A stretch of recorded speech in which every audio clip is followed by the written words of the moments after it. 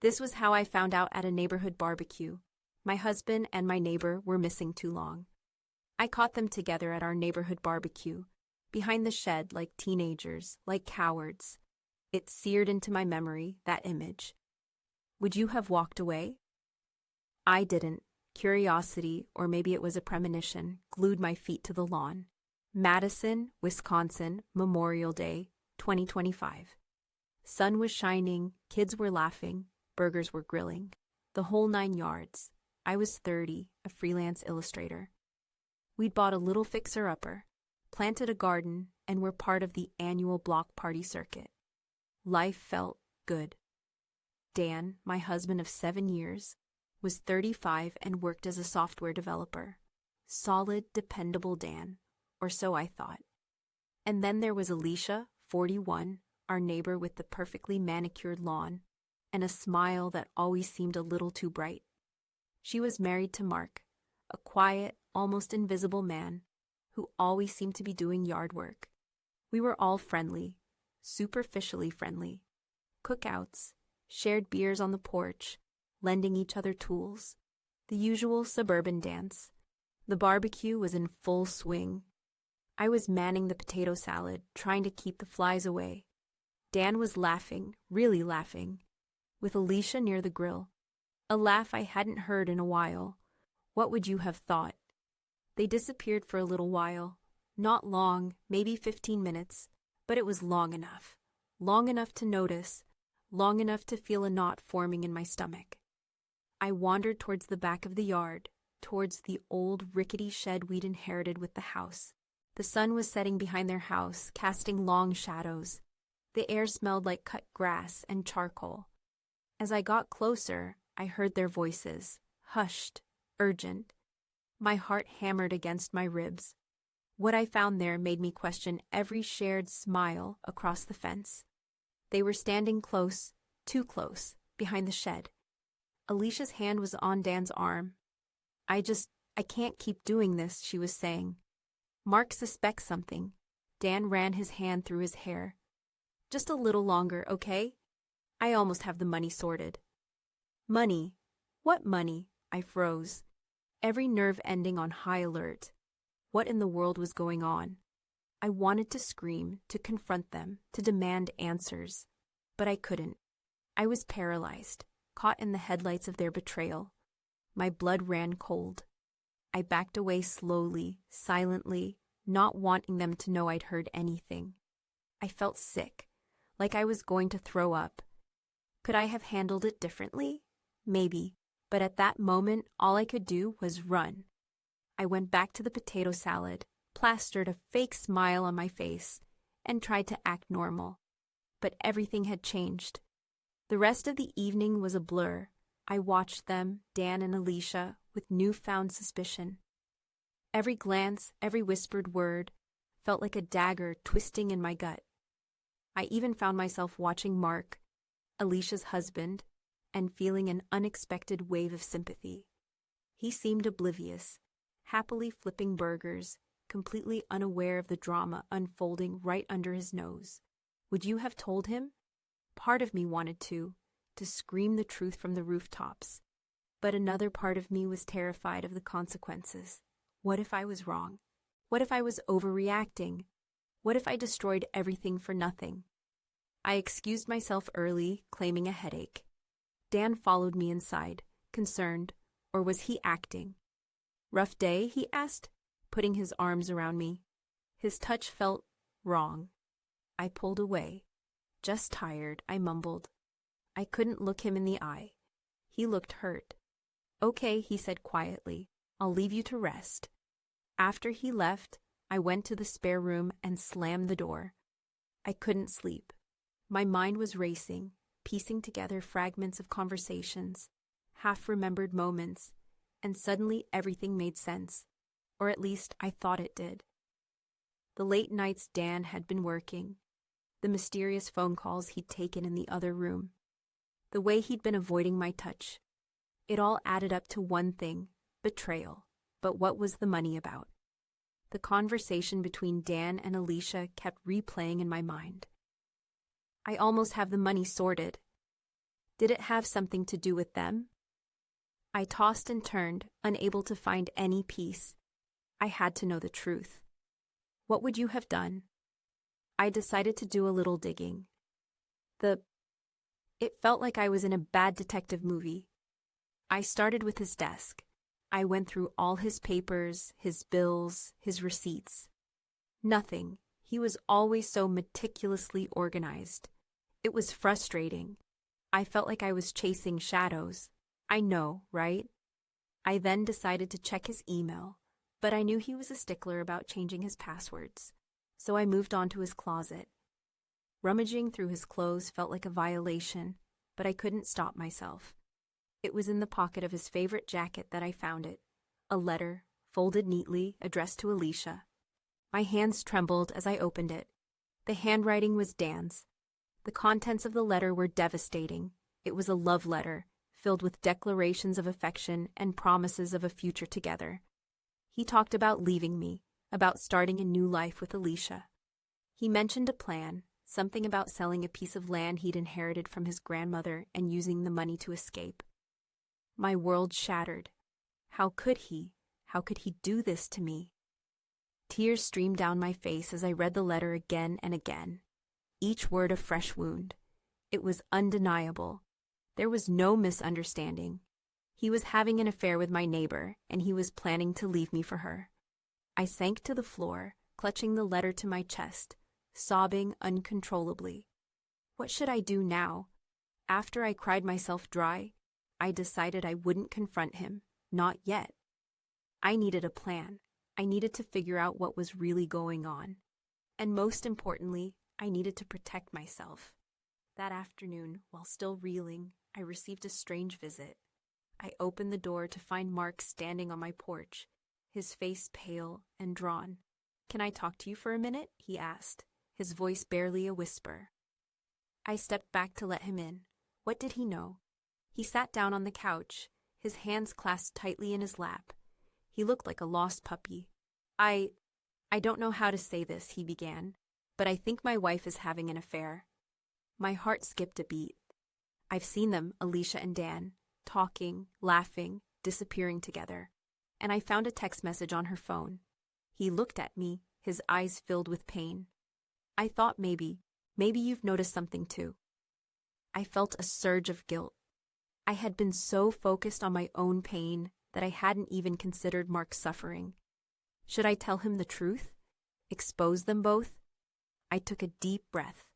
"Mark," I said softly, "I have noticed something. I'm so sorry." I told him everything about seeing them behind the shed, about the letter I'd found. He listened in silence, his face growing darker with each word. When I finished, he let out a long, shaky breath. "I knew it," he said, his voice filled with anger and despair. I knew something was going on.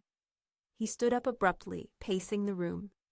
"What are we going to do?" he asked, his eyes wild. I had no idea. We spent the... Mark wanted to confront them immediately, to demand answers. I urged caution. "We need proof," I said.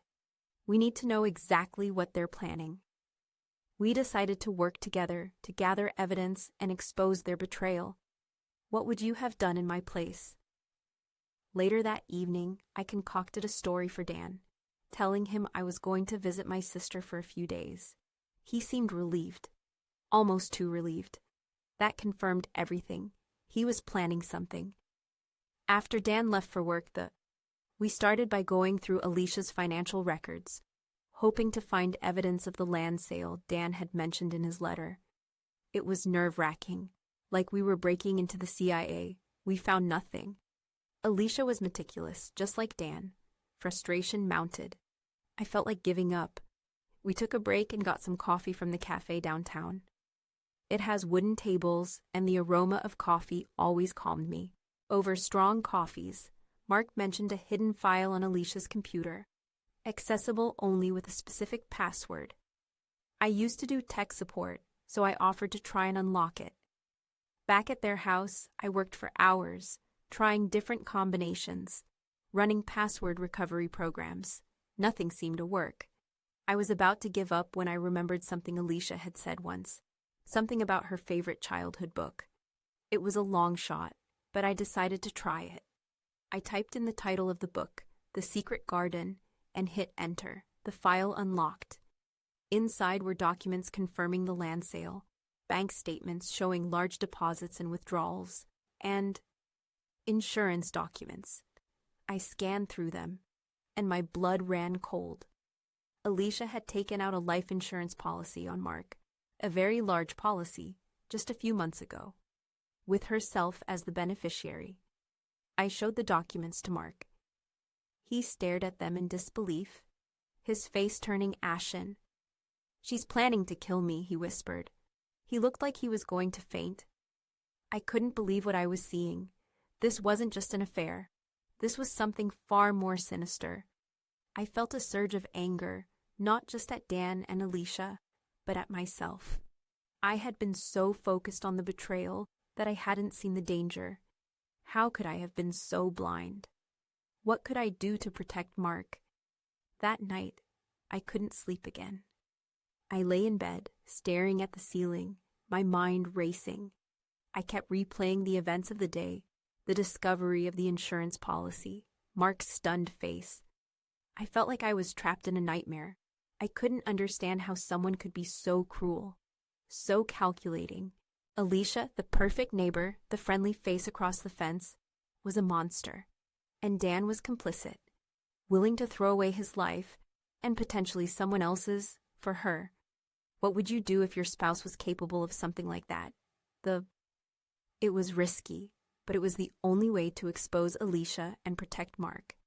I called Mark and told him to meet me at the park. The park was quiet, the air crisp and cool. The trees were just starting to turn color, a beautiful but melancholic sight. We sat on a bench surrounded by fallen leaves. I laid out my plan. "We need to make them think we know everything," I said. "We need to force them to reveal their hand." I suggested we stage a confrontation, a public showdown where we would expose their affair and Alicia's plot to kill Mark. "It's a gamble," I admitted, "but it's the only way to get the police involved." Mark was hesitant. He was afraid of the potential fallout, of the humiliation and scandal, but he also knew that he was running out of time. If we didn't act, Alicia might succeed in her plan. I grabbed his hand, reassuring him and preparing for We decided to stage the confrontation at the neighborhood barbecue, the very place where it all started. The day of the barbecue dawned bright and sunny. The air was filled with the smell of grilling meat and the sound of laughter. But beneath the surface, tension was simmering. I felt like I was walking into a minefield. I saw Dan and Alicia talking near the grill, their faces flushed. They looked guilty, nervous. Good. The first part of the plan was working. Mark and I mingled with the other guests, trying to act normal. But every glance, every smile, felt strained. We waited for the right moment, for everyone to be gathered together. All eyes turned to me. "I have something to say," I announced, my voice trembling slightly, something that everyone needs to hear. I paused, taking a deep breath. Dan and Alicia have been having an affair. A gasp went through the crowd. Dan's face turned white. Alicia's eyes widened in shock. Mark stepped forward, his face grim. "It's true," he said, "and it's not just an affair. Alicia has been planning to kill me." He held up the insurance documents, waving them in the air. Chaos erupted. People started shouting, pointing fingers. Dan and Alicia tried to deny everything, but their lies were drowned out by the accusations and outrage. In the commotion, Alicia made a run for it. She tried to escape through the backyard, towards the shed. I ran after her, my adrenaline pumping. I caught up to her near the shed. The same shed where I'd first discovered their betrayal. "It's over, Alicia," I said, my voice hard. "You can't run anymore." She turned to face me, her eyes filled with hatred. "You ruined everything," she screamed. "You should have just stayed out of it." She lunged at me, pushing me to the ground. I fought back, kicking and scratching.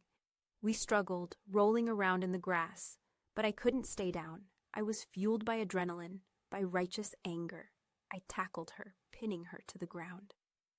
Before she could react, Mark and some of the other neighbors arrived and pulled her off me. The police arrived shortly after, sirens blaring. They took Alicia into custody along with Dan, who was arrested as an accomplice. The barbecue was over. The neighborhood was in shock. In the days that followed, the truth came out. Alicia had been planning to kill Mark for months, motivated by greed and a twisted desire to be with Dan. Dan had been blinded by love, willing to do anything for her, even if it meant betraying his wife and becoming involved in a murder plot. It was a mess, a horrible, tragic mess. The trial was a media circus. Alicia was convicted of attempted murder and sentenced to a long prison term. Dan received a lighter sentence for his role in the plot. Mark and I were left to pick up the pieces of our shattered lives. It wasn't easy.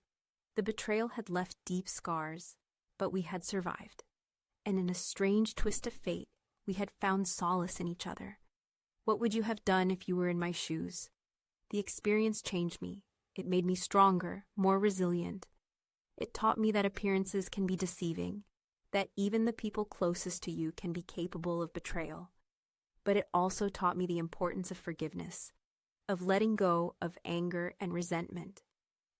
After the trial, I faced a decision: revenge or forgiveness. I could have spent the rest of my life consumed by hatred, plotting my revenge on Dan and Alicia. But I knew that would only poison me. I decided to let go, to forgive them, not for their sake, but for my own. It wasn't easy, but it was liberating. What would you have chosen? I focused on rebuilding my life, on rediscovering my passions. I started painting again, pouring all my emotions onto the canvas. I reconnected with old friends, traveled to new places, and learned to love myself again. It wasn't a perfect life, but it was mine. I never spoke to Dan again. I never saw Alicia again. But I learned to move on, to find happiness in the midst of sorrow. And I realized that even in the darkest of times, there is always hope. I started dating someone new a year later. He's nothing like Dan or Mark. What really mattered was my decision to be happy again. So that was how I found out at a neighborhood barbecue. My husband and my neighbor were missing too long. A story of betrayal, danger, and ultimately, forgiveness. Remember, life can throw you curveballs, but it's how you react that defines you. So embrace the challenges, learn from your mistakes, and never give up on hope. What are your thoughts? Leave a comment below and let me know if you've experienced something similar. And don't forget to like and subscribe for more stories. Mark and I, we became unlikely allies. He moved away a few months later, needing a fresh start, somewhere far from Madison and the memories. We still talk occasionally, a quick email or a phone call every now and then, just to check in to see how the other is doing. He's remarried now, has 2 little girls, seems genuinely happy. And me? I stayed in the house. Some people thought I was crazy. Why would you want to live there with all those bad memories, they'd ask. But it was my house. I'd poured my heart and soul into it. I wasn't going to let Dan and Alicia steal that from me too. Besides, the garden needed me. It was a wreck after the barbecue, trampled and neglected. But with a little care, it came back to life, more vibrant than ever. Flowers bloomed, vegetables thrived. It was a reminder that even after the most devastating storms, beauty can still emerge.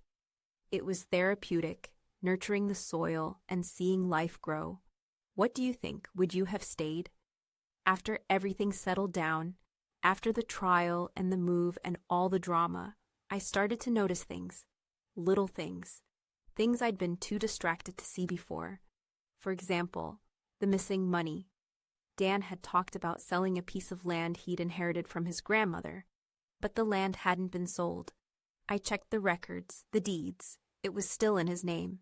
So where did the money come from? The deposits Alicia had made? The withdrawals? It didn't make sense. I knew they were not that rich. I went back to the shed.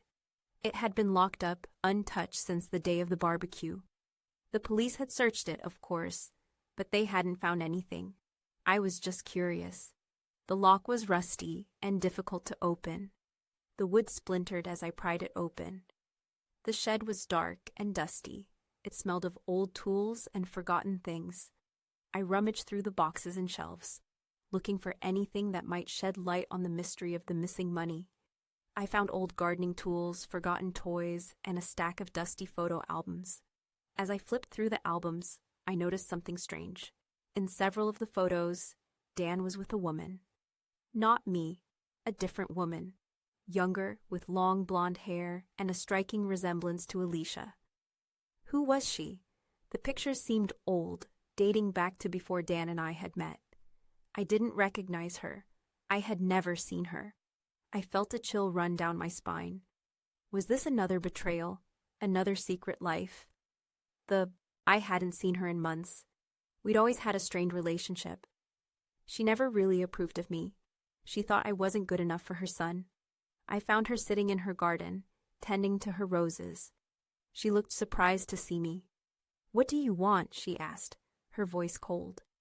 I told her about the photos I'd found, about the woman who looked like Alicia. She hesitated for a moment, then sighed. Her name was Sarah, she said. She was Dan's girlfriend, a long time ago. I was a bit confused. She kept going on. They were very much in love, but Sarah passed away. Dan was never the same. Passed away? What had happened? His mother looked away, her eyes filled with sadness. She had a rare heart condition, she said. She died suddenly in her sleep. My heart sank. It was a tragedy, but what did it have to do with Alicia? Alicia reminded Dan of Sarah, a lot, Dan's mom said, then looked off again. That's all I can tell you. Now please go. But I needed to know more. Later, I decided to investigate Sarah's death. Something didn't feel right.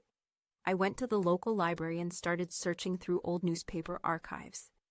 It took hours, but an article about Sarah's death. It mentioned that she had died of heart failure, but it also mentioned that the police were investigating the possibility of foul play. Apparently, Sarah had complained of feeling ill in the days leading up to her death. She had told her friends that someone was trying to poison her. The police had interviewed Dan, but he had denied any involvement. The case had eventually gone cold, and Sarah's death had been ruled as accidental. Poisoned? This was getting darker and darker. Could Dan have been involved in Sarah's death? Was Alicia aware of it? I felt like I was unraveling a tangled web of lies and deceit. I went back to the shed, determined to find more clues. I searched every nook and cranny, every box, every shelf.